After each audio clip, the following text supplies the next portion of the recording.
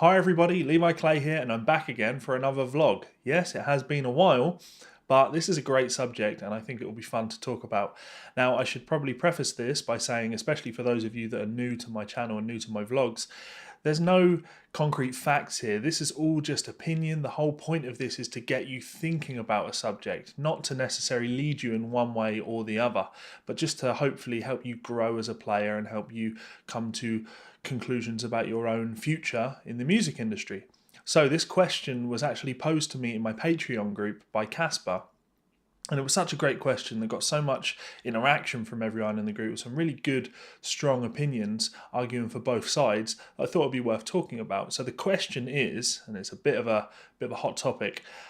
Casper asked, "Can you take your technique too far? Would Rick Graham sound better if he was less good?" Thoughts? So as you might expect, when name checking someone like Rick Graham, the comments all seem to kind of jump to Rick's defense. And obviously, I think it's important to address the actual point of the question. The point of the question is, can you take your technique too far? It's about technique and can it hinder your playing? Can it be bad for you in the long run? Rick Graham was more an example rather than the actual point. To me, the answer, would Rick Graham sound better if he was less good? No, Rick Graham is fantastic. Rick Graham's awesome. Again, that's my opinion. But you can substitute Rick Graham's name for literally anybody you like. You know, if we were in 1982, I'm sure Clapton fans would be saying the same, but with Malmsteen's name in there. In 2018, you might be saying the same thing with Jason Richardson's name, or Marshall Harrison's name, or any of these players that are technically incredible but aren't really to your taste. So throw aside the Rick Graham part, but let's really jump into can you take your technique too far? Now, my default position on this, my gut instinct was to say yes, absolutely, you can take your technique too far. Now, I know that sounds horrible, right? These players play too good, but actually the angle I'm coming from here is from one of personal experience. You see, when I focused all of my efforts and energies onto my technique as a player when I was younger, I felt progress. It was very easy to measure my progress, but there came a point where I'd been playing for, I don't know, 8 or 9 years, and I was really, really depressed about my guitar playing. If I'm completely honest, there was a long period where I was really considering putting the instrument down and doing something else because I felt trapped by my technique. Now, my technique was very good.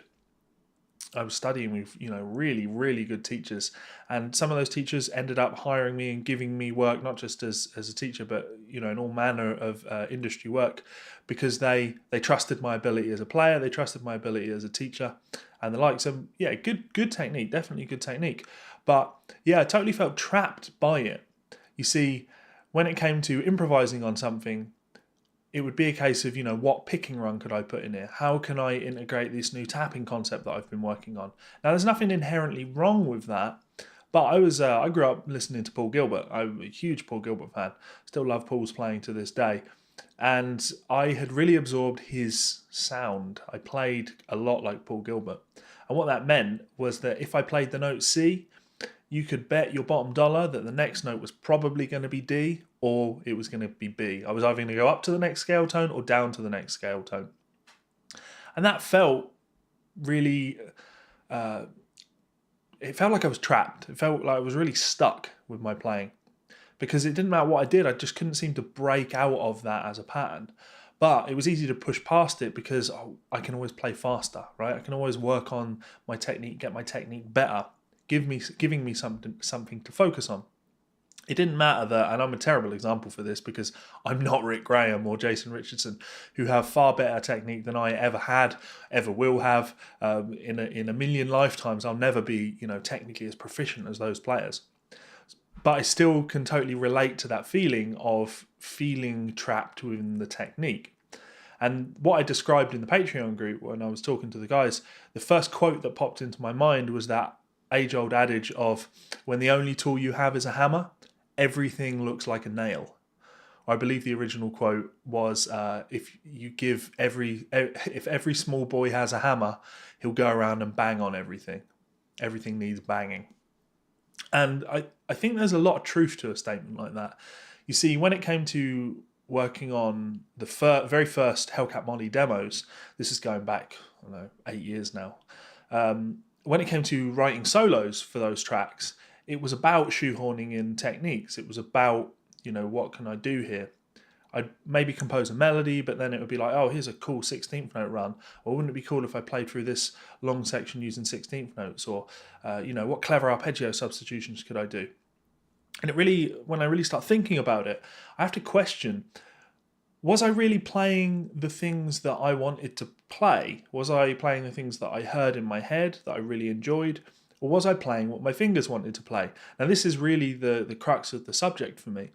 And it's an impossible one to kind of avoid. If you work on technique for many, many hours, those are going to be the kinds of musical ideas that you're going to hear and want to use to express yourself. Now, as long as you're expressing yourself, ultimately, I don't really think it matters. But you have to, at least in my opinion, take a step back and ask yourself, if I was writing this solo 5 years ago, 10 years ago, would this be what I would have wanted to play? Because to me, there's a huge difference between what you are able to play and what you want to play.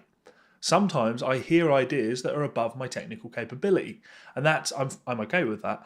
I'll either use someone else to play them. The example I always give for that is Cameron Allen. I had Cameron Allen play some really cool 8-finger tapping stuff because that was what I wanted on a particular track, but it wasn't what I was good at doing. It was the sound I needed, it was the texture that I required, but it wasn't what I was able to do. Whereas if I was a great 8-finger tapper, probably be lots of 8-finger tapping all over my record because I'd feel the need to show that technique and use that thing.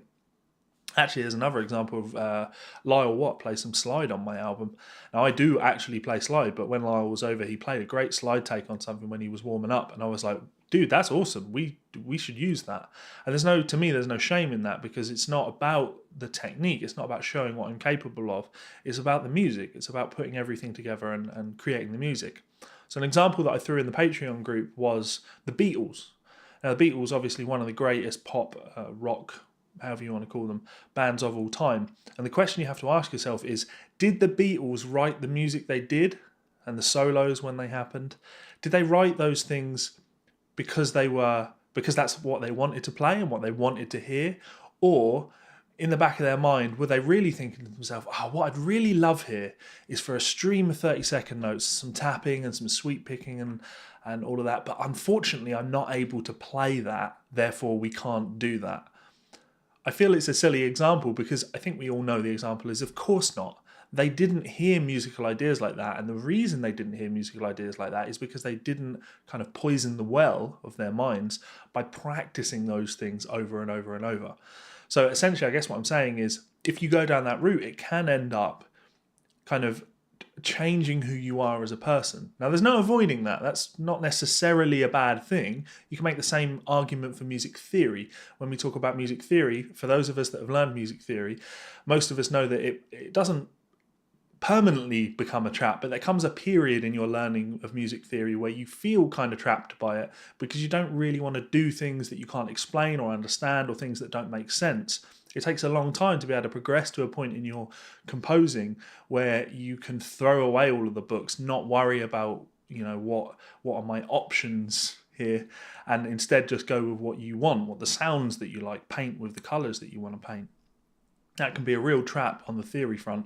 So it makes sense to me that it could be an equal trap on the technique front. So guys like Rick Graham aside, I feel ultimately another example of how someone like that might feel trapped. And I totally will imagine that Rick will be in this position, or Jason Richardson, or anyone that is technically incredible. You could end up feeling trapped for a slightly different reason, and that reason is the one that probably scares me more than anything. And it's one that I can kind of relate to be honest. There comes a point in your career, if you work using a lot of social media, where there is a kind of expectation based on who people think of you as, the image that you put out there, the music you play, and why people like that music or why people watch you or for whatever. People kind of expect that, and when you don't deliver on that, people don't like your content. So when it comes to me, you know, people kind of expect me to shout. People expect me to get angry, get riled up. They don't expect me to play well. I'm not Rick Graham. But the point is, when it comes to someone like Rick puts up all these fantastic clips of awesome guitar playing.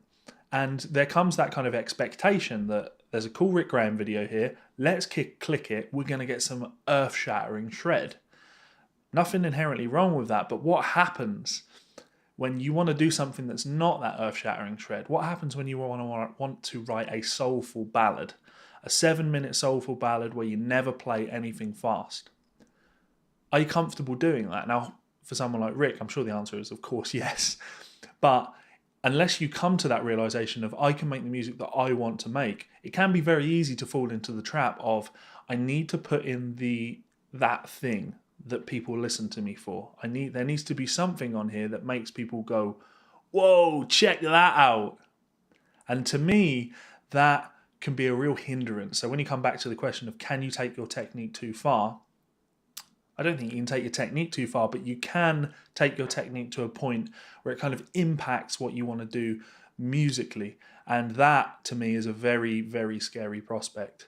And that idea of feeling trapped with your music, something that I would like to avoid in my own playing. And I say I'd like to avoid it, but actually when you listen to the Hellcat Molly album, I focused on songs on that. There's vocals on there. You know, every song has a solo on it, and there's some chops in every one of the solos. But I think in the grand scheme of things, probably wasn't what people either expected or wanted from me when I released an album. They wanted more guitar playing and more chops. I wanted to write songs and express myself. And for that reason, people enjoyed the album and checked it out, but there's certainly a degree of people listened to it and were like, well, this isn't really what I was expecting or wanting. So yeah, I'll pass. You should check the album out. I'm very proud of it. There are lots of good songs that I'm happy with. Anyway, so as the discussion went on in the Patreon group, today actually, it was Matt. Matt posted a great link to one of Ben Lacey's posts. So I'm going to close this vlog up with reading Ben Lacey's post, just to kind of give you something to think about. So those unfamiliar with Ben Lacey, check him out on YouTube. Incredible musician. That he does a lot of those kind of one-man band arrangements of things. He has a wonderful technique, but also an incredible ear for music, and how he can take something that is a full band arrangement and arrange it for the instrument in a way that doesn't feel like it's lacking in any way. And of course, he has the technique to pull all these things off. But anyway, here's Ben's post. So I was asked advice on guitar playing earlier at a gig, and the whole conversation revolved around shredding. I told him we all love a good shred, but to me, it's what you can do outside of shredding that might create some space between you and the pack. That's where the journey is. I told them that in basketball terms, shredding is a bit like dunking. I'm going to interject here and say I know nothing about basketball. Everybody loves a poster dunk, but at some point it behooves one to learn how to play basketball. As a musician, there are two battles that you need to sort of fight. The battle of somehow reaching a person who may not play and reaching a person who plays quite well.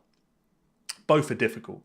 It's very possible to be a pedestrian musician and reach, I lost my place, reach lots of folks, and conversely, it's equally as possible to be a great player and not reach many. Basketball fans might want to watch Blake Griffin, but ballers might want to watch Tim Duncan. Either is great. You don't need to really worry about any of it. Always be learning and just play as much as possible and have fun. That's all. Not sure if you ever finally arrive. There's no panel of judges that comes to your gig and validates you. Did you hear that crazy zany scale that he used on Autumn Leaves? He's in. Victories are small, and really money, stage size and autographs aren't necessarily confirmation. If you want to feel success, in my estimation, and I agree with you, Ben, you should just have the courage and unrelenting approach to do what you love every day. Great advice. Ultimately, does any of this matter? Can technique become a hindrance to you? That's really down to you. It's all personal opinion. Music is something that you either enjoy or don't enjoy. The only point of this video is to make sure that you never find yourself in a place where you feel musically trapped. If you're about the technique, then keep about it and keep loving it. But if there's ever that niggling doubt in the back of your mind of, is this really what I want to hear here? Or is this really me just using my fingers to do the things I've been practicing? So what do you guys think? I would love to know your input. Please drop any arguments, comments, discussions in the comments box below, and we will certainly discuss that. Lastly, I just want to throw out a huge thank you to these guys over here. Camera's the wrong way around. These guys are my Patreon supporters. They support me over on patreon.com. Their support is the thing that keeps this channel going. I mean, I'd keep doing this channel anyway, no matter what, but these guys mean that I can spend more money on nice gear. So a huge thank you to you people.